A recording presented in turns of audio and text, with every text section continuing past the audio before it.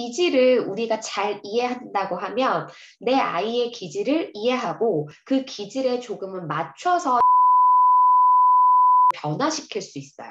아이 스스로가 환경에 먼저 다가가서 자신의 발달을 촉진시키는 게 다소 정체되어 있을 수 있기 때문에 필요할 수 있어요.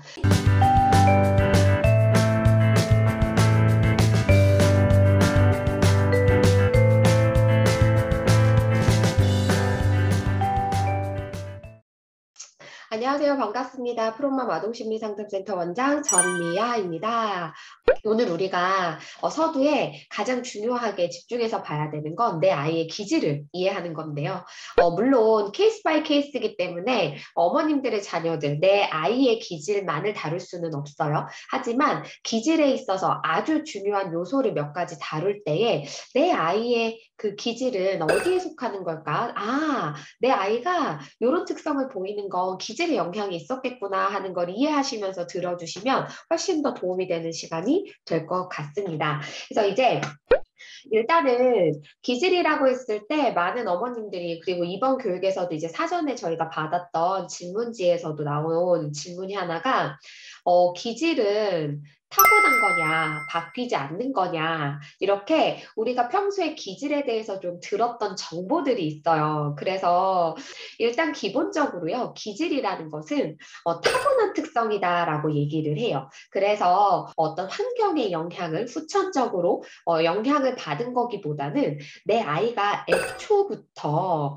타고난 특성이다라고 정의를 내리게 되는데요. 그러다 보니까 아무래도 다양한 경험이 상대적으로 적은 영유아기 아이들의 기질을 이해하는 게 내 아이의 타고난 본연의 특성, 그리고 본연의 반응들을 해석하는데 도움이 많이 돼요. 후천적으로 변화하기에 경험한 게 어른들 대비 적단 말이에요. 그래서 연령이 어릴수록 후천적인 어떤 학습이나 상호작용에 의해서 바뀐 반응을 보이기보다는 내가 타고난 기질에 기반한 반응을 많이 보이게 되고요. 아무래도 타고난 반응들이다 보니까 엄마들이 조금 특히 까다로운 기질이나 조금 이해하고 다루기 힘든 기질을 보이는 아이들, 자녀분들을 두신 부모님들은 겁을 내세요. 이거 기질이 안 바뀌면 어떡하냐. 그런데 왜 우리가 기질도 기질이지만 요거는 조금 더 타고난 게 강한 성향이고 특성이다라고 한다면 우리 아이들이 성장하면서 엄마 아빠랑 상호작용하고 다양한 선생님들을 만나고 친구들을 만나고 다양한 어떤 문화 사회적인 경험들을 하면서 계속적으로 후천적으로 변화할 수 있는 요소들을 받아들이게 되죠. 그래서 기질도 영향을 미치기는 하지만 후천적인 영향에 의해서 상호작용에 의해서 우리 아이들이 점차적으로 기질 외에 또 다른 다양한 성격들을 발달시키기도 합니다. 그래서 어머님들이 우리 아이 기질 좀 까다롭고 어려운 것 같은데 안 바뀌면 어떻게 하지? 하고 질에 겁을 먹지 않으셨으면 좋겠고요. 여기서 진짜 중요한 건 뭐냐면 기질을 우리가 잘 이해한다고 하면 내 아이의 기질을 이해하고 그 기질에 조금은 맞춰서 양육 환경이나 양육 행동을 변화시킬 수 있어요. 그래서 기질에 조금은 더 조화로운 양육 환경이 마련이 된다라고 하면 내 아이는 다소 까다롭고 부적응적인 특성의 기질을 가지고 있었다 하더라도 점진적으로 조금 더 부드럽고 그리고 적응 능력이 발달하는 아이로 클 수 있다라는 거. 그래서 기질이 절대적으로 우리 아이들의 모든 것을 결정짓는 것은 아니니까 너무 크게 겁먹거나 염려하지 않으셨으면 좋겠고요. 하지만 아까도 얘기했지만 기질을 잘 이해하고 기질을 이해해서 양육 환경에 변화를 주고 양육 행동에 변화를 준다면 이건 정말로 내 아이한테 좋은, 그리고 나도 내 아이와 어떤 호흡이 잘 맞아가는 양육 환경을 만들어갈 수 있어요. 그래서 어머님들이 오늘 겁을 먹는 시간이기보다는 내 아이의 기질을 이해하고 그 이해를 바탕으로 앞으로의 양육을 조금 더 어떻게 현명하고 긍정적인 방향으로 변화시켜 갈 것인가 에 대한 고민을 해주신다면 오늘 이 기질에 대한 이해가 분명히 어머님들과 아이들에게 도움이 되는 시간이 되지 않을까 싶습니다. 그래서 이제 먼저 이 기질에 있어서 가장 중요한 세 가지를 좀 살펴볼 건데요. 그래서 이 표를 보시면 기질에서 오늘 제가 조금 중점적으로 이야기할 건 자극 추구, 위험 회피, 그리고 사회적 민감성이라는 이 세 가지 하위 요소예요. 어, 기질을 구성하고 있는 요소, 그리고 어머님들이 받으신 결과지에는 성격을 구성하고 있는 요소들도 다 나열이 되어 있는데요. 그거를 이제 하나하나 다 살펴보기에는 좀 시간도 부족하고 너무 복잡하고 어려울 수 있어요. 그래서 조금 더 직관적이고 어머님들이 이해하기 쉬운 이 세 가지 요소를 통해서 내 아이를 이해하는 시간을 꾸려가 볼 거고요. 그중에서 이제 먼저 자극추구를 살펴봐야 될 건데, 자극추구라는 건 뭐냐면 되게 쉽게 설명을 해볼게요. 자극이라는 거는 어찌 보면 우리 아이들은 태어나서 이 세상에 경험하지 못한 게 너무 많아요. 그래서 내가 한 번도 경험해보지 못했던 새로운 것들이 너무 흥미로운 자극으로 다가갈 수 있어요. 그런데 이 자극이 새롭다라는 건요, 어머님들 한편으로는 흥미롭고 탐구해보고 싶은 영역이기도 하지만 한 번도 내가 탐구해보지 못했기 때문에 약간 두렵고 무서울 수도 있잖아요. 그래서 우리가 새롭다라는 어떤 이런 것이 있을 때에 어떤 아이는 이 새로운 걸 와, 되게 흥미롭고 탐구하고 싶은 자극이야 라고 받아들이는 경우가 있고 어떤 아이는 한 번도 경험해보지 못해서 너무 무섭고 두려워 하고 불안을 느끼면서 도망치는 아이들이 있어요. 그래서 지금 요거에 따라서 자극 추구와 위험 회피를 우리가 이해를 해볼 수가 있는데요.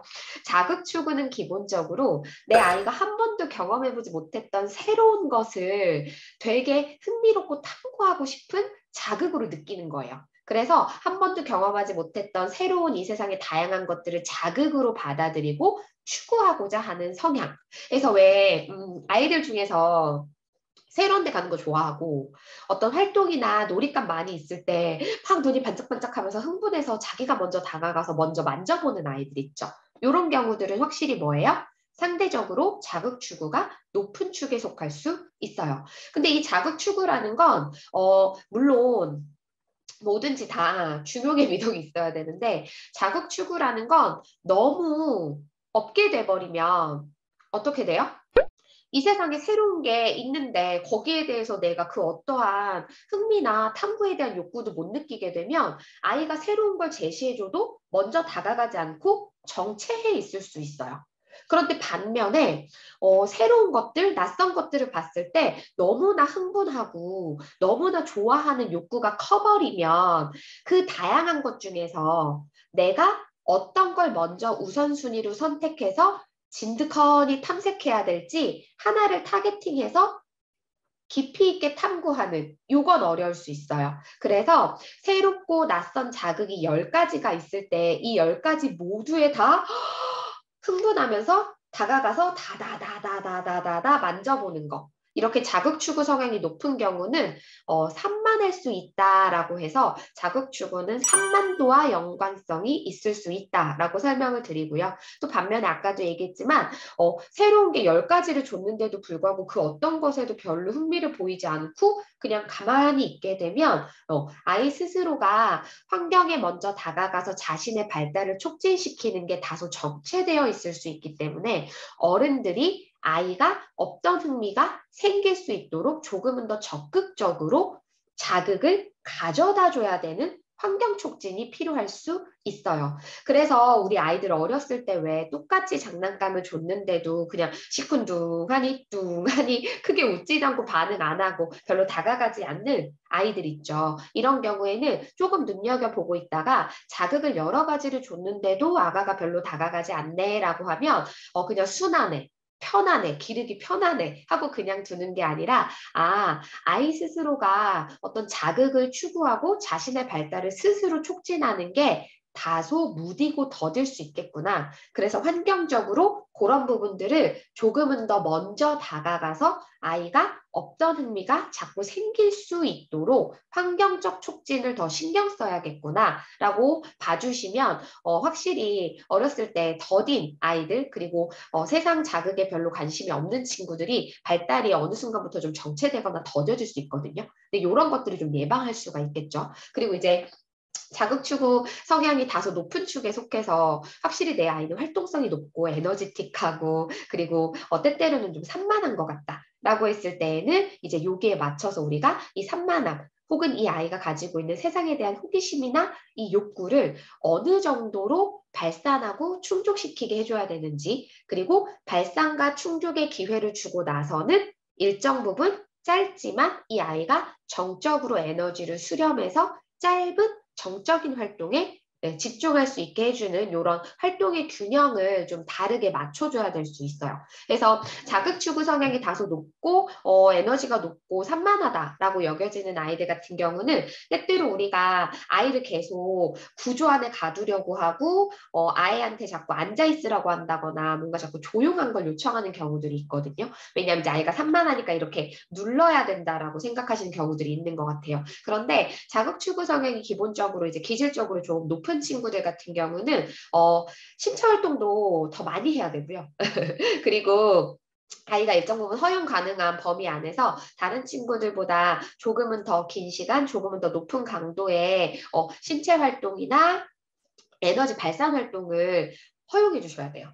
그리고 그거를 충분히 허용해 주시고 나서는 무한정 그럴 순 없잖아요.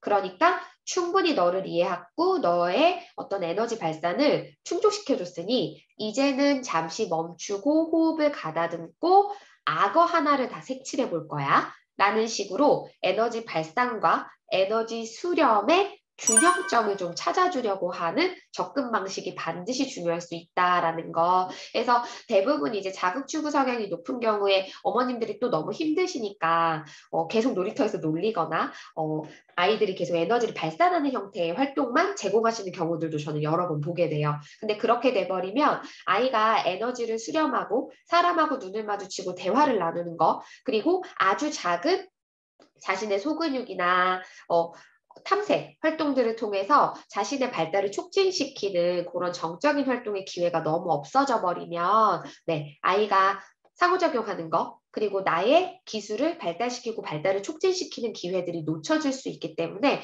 놀이터에서 2시간 놀고 나면 집에 와서는 호흡 가다듬고 20분에서 30분 동안은 색칠을 하던 아이가 웬만하면 흥미로워하는 작업들을 조금은 앉아서 할 수 있게 시간을 마련해 주시는 이런 거를 놓치지 않고 생활 속에서 제공해 주셨으면 좋겠고요. 요게 이제 되게 아주 굵직하게 제가 보편적인 예시들만 드리는 거라서 어머님들 중에서 만약에 나는 확실히 우리 아이가 조금 활동성이 높고 에너지틱해서 좀 걱정하고 있었는데 자극추구가 확실히 70 이상이 좀 높은 극단으로 나왔다라고 한다면 지금 제 얘기를 들으시면서 내 아이가 어느 정도로 하루 일과가 에너지가 발산하고 수렴되는 형태로 구성이 되고 있었는가라는 것들을 좀 살펴보셨으면 좋겠고요. 그리고 이제 자극추구 성향이 상당히 높은 축에 속하는 친구들 같은 경우는 학습을 제공하거나 이 아이들이 뭔가 앉아서 해야 될 때에 시간 단위를 엄마 마음 같아서는 1시간 했으면 좋겠는데 내 아이는 확실히 활동성이 높고 다소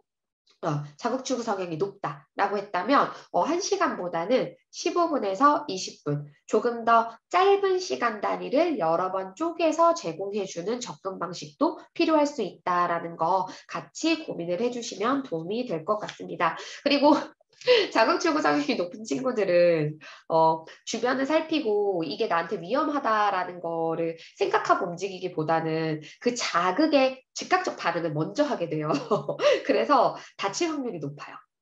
그래서 이제 우리 아이들이 밖에 나가서나 어디 나가서 넘어지거나 다칠 수 있거든요. 그래서 이제 그런 부분들도 어머님들이 좀 참고를 해서 내 아이가 무턱대고 달려가는 요게 다소 기질의 영향이 있을 수 있겠구나. 그래서 이제 무턱대고 달려가기보다는 엄마가 어깨를 살짝 잡고 멈춰서서 주변을 살펴볼 수 있게 그리고 같이 손으로 이렇게 저기 봐봐 저거 아이야겠다. 저거는 우리 살금살금 올라가야겠다 라고 하면서 아이가 주변을 조금 살필 수 있는 이런 시간은 뭐 2, 30초 짧게 가져주시는 거 매우 도움이 될 수 있어요.